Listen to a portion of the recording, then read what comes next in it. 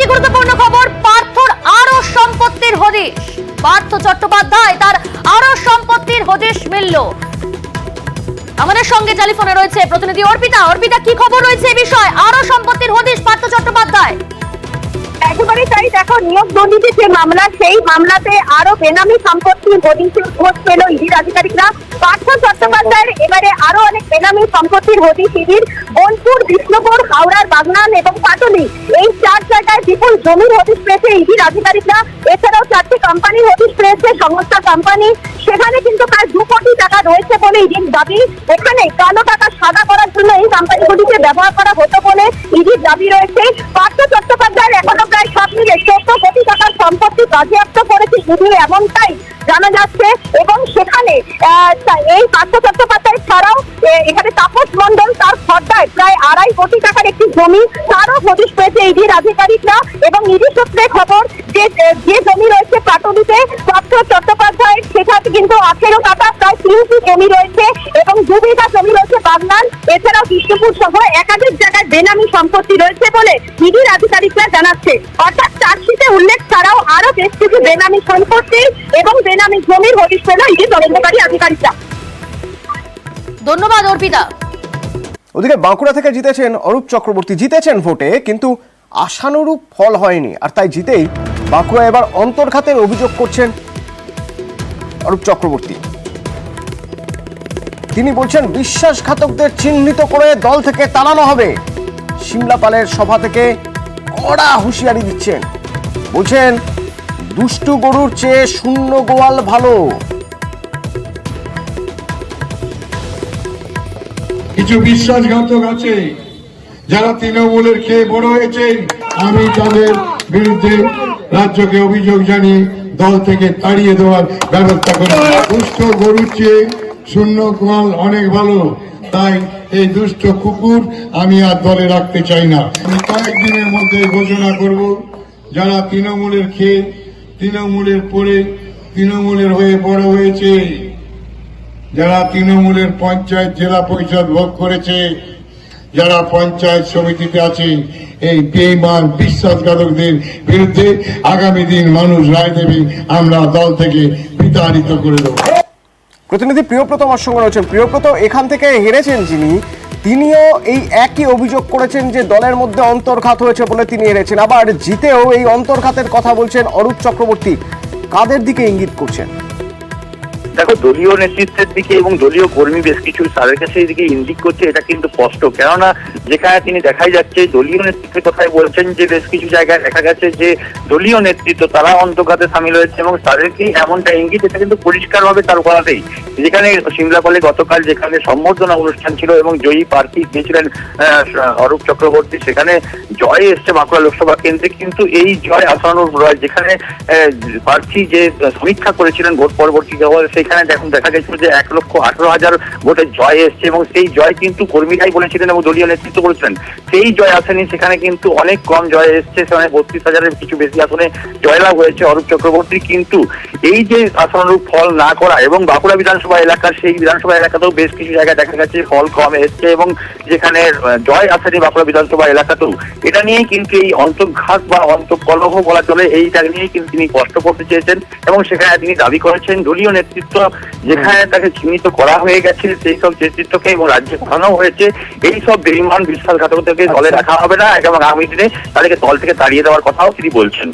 অপরদিকে দেখা যাচ্ছে যে বিজেপি নেতৃত্ব তারা কিন্তু বলছেন যে জয় এসছে এবং তিনি যার কোনো বিশ্বাসঘাতক বলছেন দলীয় নেতৃত্বকে, সেখানে কিভাবে বলছেন, তাহলে কি ভোট চুরি করে এমন ধরনের জয় এসছে? এটা কিন্তু এই জায়গাটা, এটাই আমি জানতে চাইবো। বিজেপি বলছে যে তিনি বলছেন দলীয় নেতৃত্ব মানে দল কাজ করেনি, কর্মীরা কাজ করেনি, তাহলে কি জিতলেন কিভাবে? তাহলে কি চুরি করে জিতলেন? প্রশ্ন তুলছে বিজেপি।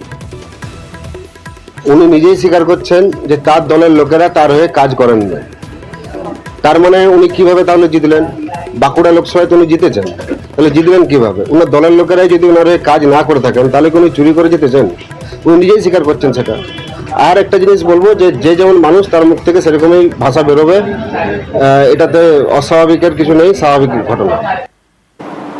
দিলীপ ঘোষ, যিনি মর্নিং ওয়াকে বেরিয়েই এমন বাইট দেন যা নিয়ে দিনভর চর্চা হয়। যখন প্রচারে ছিলেন তখন কোনোদিন ব্যাট নিয়ে কোনোদিন হকি স্টিক নিয়ে তিনি প্রচার করেছেন, খেলতে নেমেছেন মাঠে, বলেছেন জোরদার খেলা হবে, এখান থেকে বিরোধী প্রার্থী যারা আছে বা বিরোধী দল যারা আছে সব শূন্য হয়ে যাবে। ভোট মিটে যাওয়ার পরে বলছেন আসন বদল করা হয়েছে, ভাবতে হবে দলকে, সংগঠনকে, কেন এই ভুল হয়েছে, বিস্ফোরক মন্তব্য করছেন। গত কয়েকদিন ধরে দেখা যাচ্ছে সেই দিলীপ ঘোষের মুখে কথা নেই, দিলীপ ঘোষ চুপ। কিন্তু দিলীপ ঘোষ কেন চুপ? তাহলে কি দিল্লি থেকে নির্দেশ এসেছে বলে দিলীপ ঘোষ চুপ, নাকি দিলীপ ঘোষ নিজের মতো চলেন, হঠাৎ করে মর্জি হলো তাই তিনি কদিন ধরে চুপ করে থাকছেন? কেন চুপ দিলীপ ঘোষ? অর্ণব প্রতিনিধি আমার সঙ্গে সরাসরি রয়েছেন। অর্ণব, ভিতরের খবর কি পাচ্ছি আমরা? দিলীপ ঘোষ চুপ কেন হঠাৎ? দেখো, নির্দিষ্ট করে বললে 6 দিন হলো, অর্থাৎ রবিবার থেকে শুক্রবার পর্যন্ত এখনো পর্যন্ত দিলীপ ঘোষ তার স্টাইলে ব্যাটিং করেননি। অর্থাৎ তিনি যে ধরনের কথা বলতে ভালোবাসেন, ঠোঁটকাটা স্পষ্ট কথা, এবং সেটা সংগঠনের প্রশ্নে, নিজের দলের প্রশ্নে, কোনো খামতির প্রশ্নে তিনি বরাবর সকালে মর্নিং ওয়াকে গিয়ে বা বিভিন্ন সময় তিনি সেই বক্তব্য রেখেছেন। কিন্তু প্রধানমন্ত্রী শপথ অনুষ্ঠানে তিনি আমন্ত্রিত হওয়ার পর যাওয়ার পর থেকে যে ছবিটা সবথেকে বেশি ভাইরাল হয়েছে তা দেখা গেছে ডক্টর সুকান্ত মজুমদার, রাজ্যের এমপি, যিনি মন্ত্রিত্বে শপথ নেওয়ার আগে তিনি দিলীপ ঘোষের পা ছুঁড়ছেন। এর বাইরে দিলীপ ঘোষকে কিন্তু সেভাবে সরব হতে দেখা যায়নি। এর পিছনে দুটো কারণ বলা হচ্ছে, আমরা যেটুকু সূত্র মতো খবর পাচ্ছি। এক, দলের তরফে নির্দিষ্টভাবে কোনো বার্তা নিশ্চয়ই তার কাছে এসে পৌঁছেছে, সেটা দলীয় শীর্ষ নেতৃত্ব, কেন্দ্রীয় নেতৃত্বের তরফে তার সাথে যোগাযোগ করা হয়েছে। আর দ্বিতীয়টা, দিলীপ ঘোষ একেবারে নিজের স্টাইলে ব্যাটিং করেন। তিনি হয়তো ভেবেছেন যে লোকসভা নির্বাচনের পর যখন বিজেপি কর্মীরা আক্রান্ত হচ্ছেন দিকে দিকে, এই অবস্থায় নতুন করে আর কোনো কথা বক্তব্য না বলে, বিজেপি কর্মীদের মনোবলকে না ভাঙতে দিয়ে কিছুটা দিন চুপ থেকে আবারও পরে এ বিষয়ে তার যুক্তি যেগুলো থাকবে তিনি সামনে তুলে ধরবেন। তবে তোমার এই দ্বিতীয় যে কারণটা, সেই কারণের এক সমর্থনে একটা আমরা সূত্র মতো খবরও পেয়েছি। সম্ভবত কাল নয়, রবিবার দিন তিনি তার যে নির্বাচনী ক্ষেত্র, সেটা বর্ধমান দুর্গাপুর লোকসভা দিয়ে তিনি শুরু করতে পারেন হয়তো, এবং সেখানে যারা আক্রান্ত হয়েছেন বিজেপি কর্মী তাদের সঙ্গে তিনি মিট করতে পারেন। অর্থাৎ বিজেপি কর্মীরা আক্রান্ত হচ্ছেন, তাই এই মুহূর্তে তিনি নতুন করে কোনো কথা বলে দলের মধ্যে বিপদ ডেকে না এনে বা দলে কোনো সমস্যা তৈরি না করে একে আক্রান্ত বিজেপি কর্মীদের পাশে থাকাকেই বেশি দিতে চাইছেন। এটা দিলীপ ঘোষের নিজস্ব স্টাইল। কিন্তু নির্দিষ্টভাবে যেটা খবর পাচ্ছি, যেখানে দিলীপ ঘোষ চুপ, সেখানে দেখা যাচ্ছে এই লোকসভা ভোটে বঙ্গে বিপর্যয়, অর্থাৎ 18 থেকে 12তে এই আসন সংখ্যা কমে যাওয়ার পর থেকে বঙ্গ বিজেপি নেতাদের এক এক সময় এক এক অবস্থান, এক এক রকম সুর। 21-এর পর 24-এও বঙ্গে বিজেপির বিপর্যয়। আগের থেকে লোকসভায় আসন সংখ্যা কমেছে, হেরে গেছেন একের পর এক হেভিওয়েট পদ্মপ্রার্থী। আর এরপরেই বিজেপি নেতাদের নানা অবস্থান, এক এক নেতার গলায় এক এক রকমের সুর। যেমন দিলীপ ঘোষ ভোটে হেরেই নেতৃত্বকে নিশানা করতে থাকেন, কিন্তু গত কয়েকদিন ধরে একেবারে স্পিকটি নট।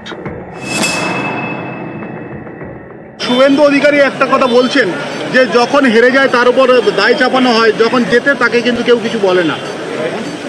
এ ব্যাপারে কিছু বলার নেই, পার্টির লোকেরা বলবেন, আমাকে কেন জিজ্ঞেস করছেন? আমি কিছুই দেখতাম না। পার্টির স্টেট অফিস থেকে প্রচারের জন্য যদি আমাকে বলে, আমি আমার নিজের গাড়িতে, আমি তো সরকারি গাড়ি চড়ি না, আর পার্টি থেকেও তেল নিই না। আমি নিজে তেল ভরে আমার বাড়ির পয়সায়, পেট্রোল পাম্পটা আছে, কয়েক লক্ষ টাকা রোজগার আছে, বৈধ রোজগার, সেই তেল ঢুকিয়ে আমি যাব। এবং যেখানে যেখানে আমাকে প্রচার করতে বলা হয় আমি সেখানে প্রচারে যাই। সংগঠিত করার কাজটা আমার নয়, কেবলমাত্র আমার জেলাতে পার্টির সংগঠনের লোকেরা তারা রাজ্যের নির্দেশিকাও যেমন পালন করেন, আমার পরামর্শটাও মেনে চলেন। এর বাইরে সাংগঠনিক ব্যাপারে আমি কোনোদিন হস্তক্ষেপ করি না, ভবিষ্যতেও করার কোনো ইচ্ছা নেই। 2021-এর বিধানসভা ভোটের পর থেকে রাজ্য বিজেপির সভাপতি সুকান্ত মজুমদার, তার নেতৃত্বে বারবার ভোটে ধাক্কা খেয়েছে বঙ্গ বিজেপি। 2022-এর পুরো ভোট, 23-এর পঞ্চায়েত, এবার লোকসভা ভোট।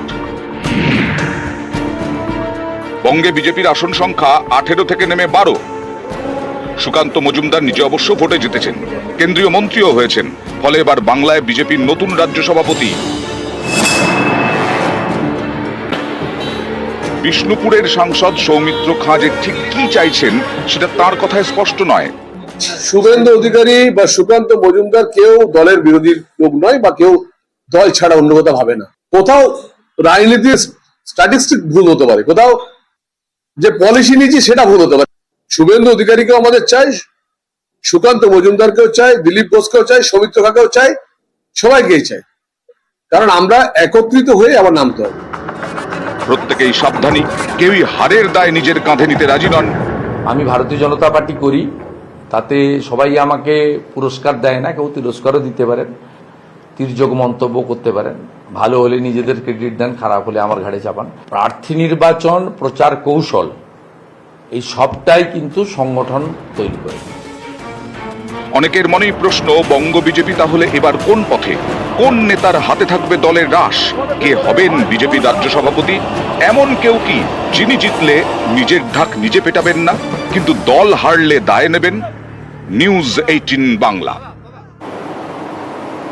ভোটের পরে আবার ভোট, 10ই জুলাই উপনির্বাচন হবে 4টি বিধানসভা কেন্দ্রে, এবং এখানেও তৃণমূলের চমক আছে। অন্যান্য প্রার্থী কারা কোথায় হবেন সেই সব আগে থেকে মোটামুটি একটা আন্দাজ করা গেলেও চমক বাগদা থেকে সেই ঠাকুরবাড়ির সদস্য মধুপর্ণা ঠাকুর এবারে তৃণমূলের প্রার্থী। কেন, কোন ফ্যাক্টর কাজ করছে জানবো বিরতির পর, সঙ্গে থাকুন।